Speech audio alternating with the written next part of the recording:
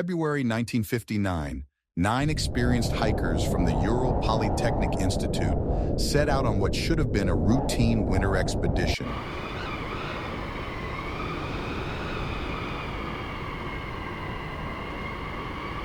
Led by 23-year-old Igor Dyatlov, these skilled mountaineers were attempting to earn their Grade 3 hiking certification, the most advanced level in the Soviet Union.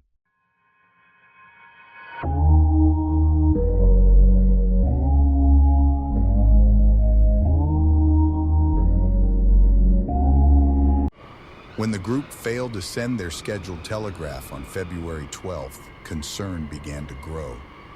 By the time search parties reached their last known campsite weeks later, they discovered a scene that would baffle investigators for decades to come. A tent sliced open from the inside, abandoned belongings, and trails of footprints leading away into the frozen wilderness. This is the story of the Dyatlov Pass Incident, one of history's most perplexing mountaineering mysteries. A case that combines forensic anomalies, scientific theories, and enduring questions about what really happened on that cold February night.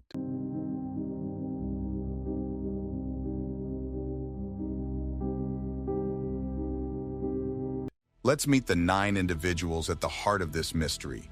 Igor Dyatlov, the 23-year-old leader, was an electrical engineering student known for his meticulous planning and calm demeanor.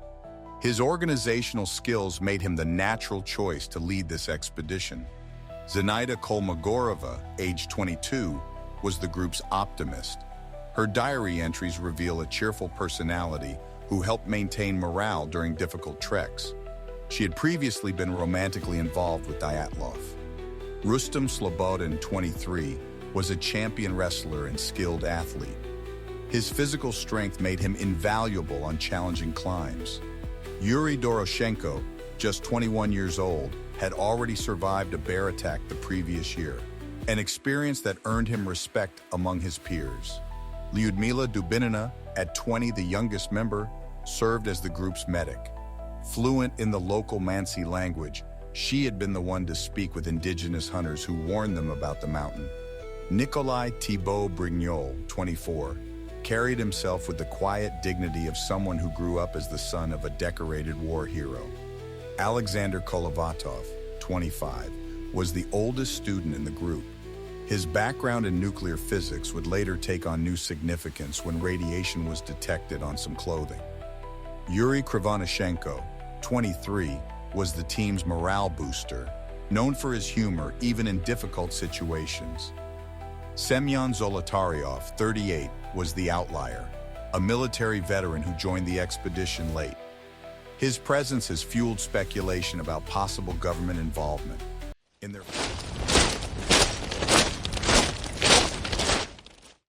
final diary entries, the group described meeting local Mansi hunters who warned them about Kolatsiakal, the mountain of the dead. The students laughed off these superstitions, confident in their preparations and skills. The search party's first discovery was the abandoned tent on February 26, 1959. The scene immediately raised questions. The tent had been cut open from the inside with several large gashes, forming what investigators would later describe as an escape pattern. Inside, personal belongings and supplies had been left behind in an orderly fashion.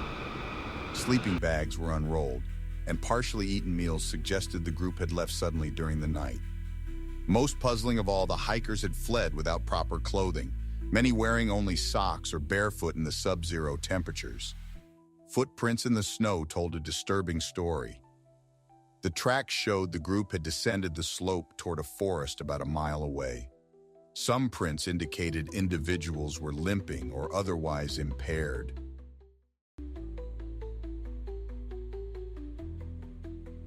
Yuri Doroshenko and Yuri Krivonishenko were dressed only in their underwear, despite the freezing conditions. Nearby were the remains of a small fire, with evidence they had attempted to climb the tree, possibly to see their campsite or signal for help.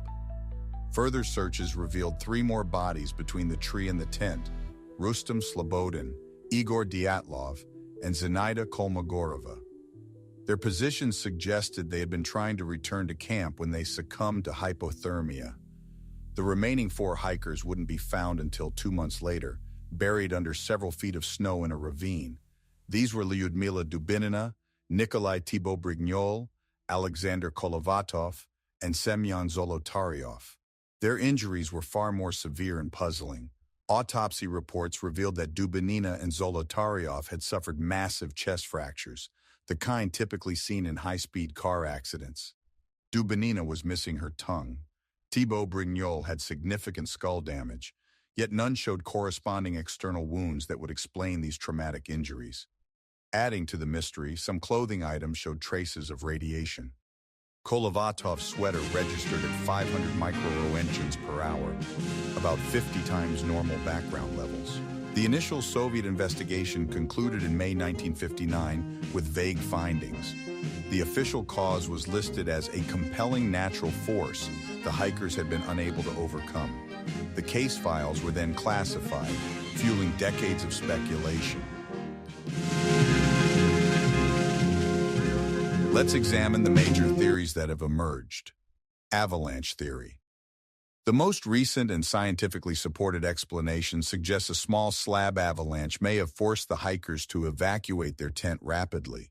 Proponents point to the tent's location on a slope, unstable snow conditions that night, the pattern of injuries being consistent with trauma from snow impact.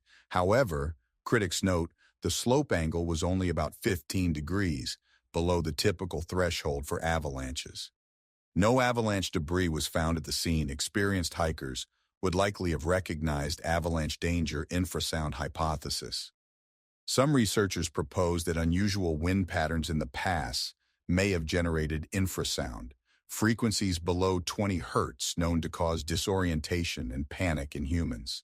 This could explain why the group fled irrationally. Supporting evidence includes the area's unique topography that can create standing waves. Laboratory studies showing infrasound can induce dread and physical discomfort, but this theory fails to account for the specific traumatic injuries, why some hikers were better dressed than others, military involvement. Given the Cold War context and the presence of radiation, many suspect secret weapons testing. Supporting facts. The area was near sensitive military sites.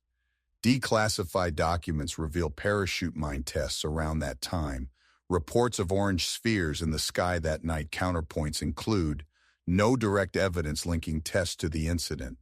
The radiation levels, while elevated, weren't lethal. Other theories. More speculative explanations include Yeti or animal attacks, though no animal tracks or defensive wounds were found. Paranormal phenomena based on Mansi legends, group conflict or mental breakdown, contradicted by diary entries showing cohesion.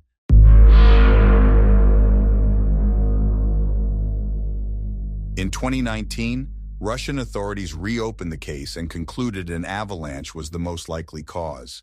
Their computer models showed how a small slab could have created enough force to explain the injuries without leaving typical avalanche evidence.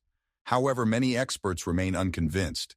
Key outstanding questions include, why did the hikers leave the tent from the inside rather than through the entrance? What explains the radiation traces found on clothing? How did Dubinina and Zolotaryov sustain such severe internal injuries without external wounds? Recent technological analyses have added new dimensions to the mystery. AI enhancement of the group's final photos revealed previously unnoticed details in the background that some interpret as human figures or light sources. Advanced injury modeling shows the chest trauma would have required forces equivalent to a car crash.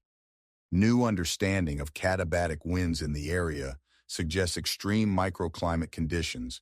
The Dyatlov Pass incident endures as a mystery because it resists any single satisfying explanation. The most plausible scientific theory, an atypical avalanche combined with hypothermia, accounts for much of the evidence but leaves troubling gaps. What makes this case so compelling is not just the strange circumstances but what it represents, the confrontation between human rationality and nature's indifference. These were not naive adventurers but trained, disciplined students who took proper precautions. Yet something caused them to abandon their tent in panic, without proper clothing, into certain death.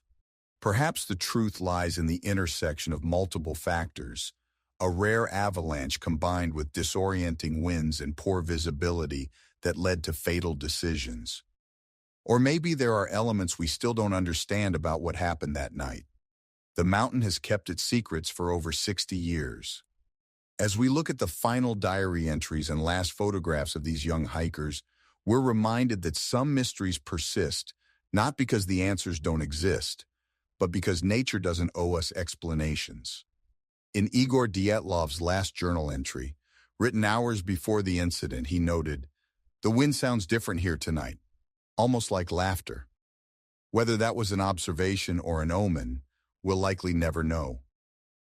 The Dyatlov Pass incident remains frozen in time, a perfect storm of mystery, tragedy, and enduring questions.